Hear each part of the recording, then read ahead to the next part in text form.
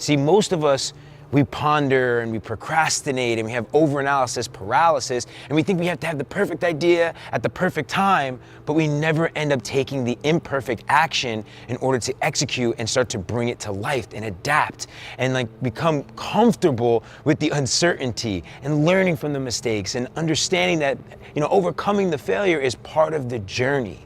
What did you do next that actually allowed you to start to not have someone else determine your value? Right. So I like this question and I appreciate this question because now I feel that entrepreneurship, we're made to feel like entrepreneurship is for those that have a brilliant idea. Right. Like the way that the media packages these stories. Like it's got to be an app. It's like, oh, young Zuckerberg, you know, or this, you know, high IQ kid from wherever. At Harvard. And mind you, it's important to note for the people watching that the reason that they package it in that way is because they thrive off of traffic going to their, you know, whatever, whether it's an article or a video, so they have to sensationalize things. And part of that is the headline. Man, they need to write sticky headlines. And so they take all these things that happen very rarely, but then they push it out on their distribution channels to massive amounts of people, and people as a whole now have developed this perception that, oh, you need to be brilliant. Oh, that's not me. Oh, you need to come from Stanford. Oh, that's not me. Silicon Valley, that's not me. When in reality, I appreciate your question because entrepreneurship is just an ordinary idea, an ordinary person that has the bravery to act on something that they see in their mind that doesn't yet exist. So on a high level, I'm working a job, exposed to people who live their lives by their own means and who live their lives doing exactly what they love. In that building, there were professional rock climbers, authors. There was a guy who's a professional dating coach. He got paid to pick women up. You name the profession, people were there creating their own lives. So in a nutshell, I'm constrained, but still blessed because I'm exposed to these paths.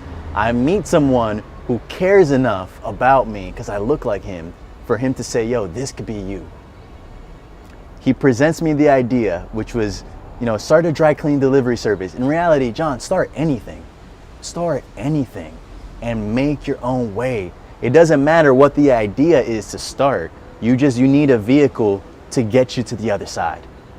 So that was what I learned entrepreneurship was, getting through to the other side in whatever way that means to you. Right. So on your terms. You're a creator, you're a marketer, are you an artist, are you a musician, whatever that vehicle is for you. That vehicle for me was business. He taught me, hey, sell something. When you sell something, it costs you something and you make the spread. So my first business was that dry cleaner. But I wasn't passionate about cleaning dirty underwear. I was passionate about taking my life into my own hands. So anyway, I started that business. I started small, convincing doormen to, you know, convince their residents to give me their business. Things don't normally pop off like you want it when you start, and this is what I was talking about. The entrepreneur needs to have the vision, because there were so many days on end where I was like, damn, I could see how this is gonna work, but it's not popping off right now. And I can envision the end product, but I don't know how I'm gonna get there. If you know exactly how to get there, you're not thinking big enough. Right. You know what I mean? Now I know exactly how to do it because I've done it before. But in that moment, I was like, how am I gonna make this business pop off? So what does an entrepreneur do? An entrepreneur starts seeding the idea in different places. You start telling everyone that you meet. You start going online. For me, being an entrepreneur is a quality. It's a gene. It's a way that you approach life. So, you know, you're looking to make things happen that don't yet exist, you know, and that takes digging deep. You have to dig deep. And so anyway, I'm going around, and eventually one of the residents says, hey, John, I tell him I'm gonna quit my job. He says, what are you gonna go and do?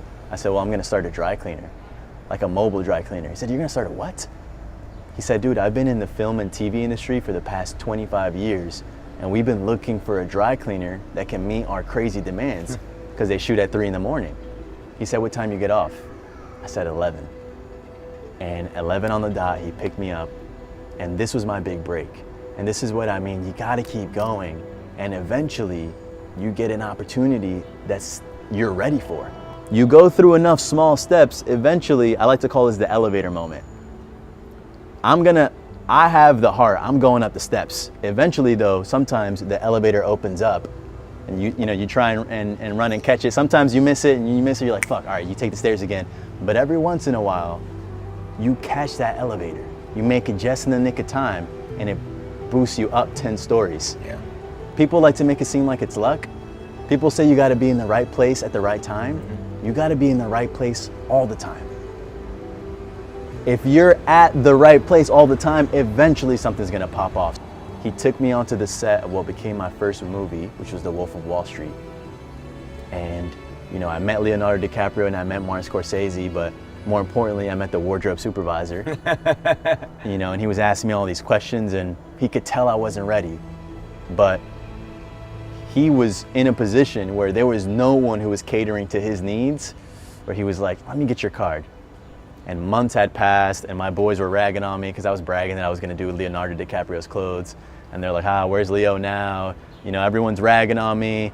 The employees in the building, by the way, were like, yo, John Henry Cleaners, yeah, how's that going? Laughing. They're like, yo, you're gonna make it big, right? Cleaning people's dirty underwear, just ragging on me. And I realized, man, people have nothing better to do but to project their own insecurities onto someone who's trying to do something different. And I was waiting for December 25th, which is the doorman's favorite day, because that's Christmas, that's when you get your tips. And I was the building's favorite. I was gonna make $4,000 to $6,000. I was gonna quit, and I was gonna go and do this thing. I got fired December 1st. Oh, wow. And they said I was a conflict of interest because I was too, trying to get people to, do too many things, trying to get them to buy my service. So they're like, no, we can't be doing that. They let me go.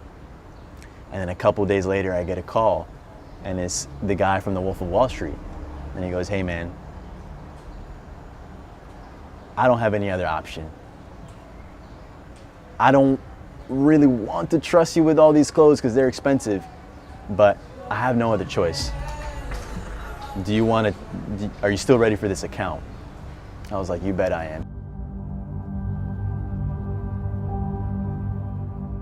And I pull up on the scene, and that week, we did thousands. Every single piece, if you've ever seen the movie The Wolf of Wall Street, every single piece of wardrobe that you saw there, the shirts, the jackets, the suits, everything, thousands upon thousands of pieces, was entrusted to an 18-year-old kid who had just dropped out of college to try and make this business happen, and who had just gotten fired from his job, and who didn't even have a car. And I showed up, and they thought I owned my own facility because I sold it well.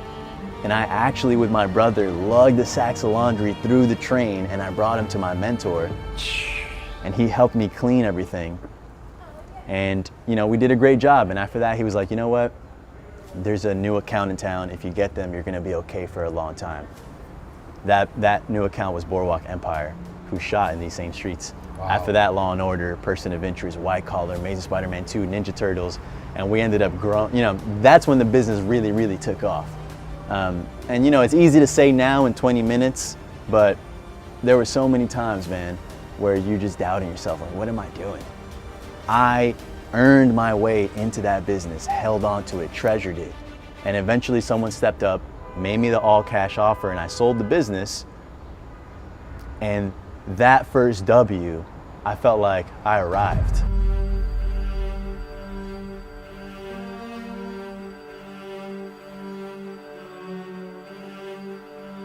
In truth, if we were to zoom in on that moment, I just had a sense of knowing that you only win when you're willing to do the things that other people aren't. When people are not willing to go beyond that space there, that's where all the winning lies. If I do something a little bit distinct and just different enough from where everyone else is looking, I'm gonna carve out my own lane. And when you're in your own lane, man, you've created room for yourself to thrive.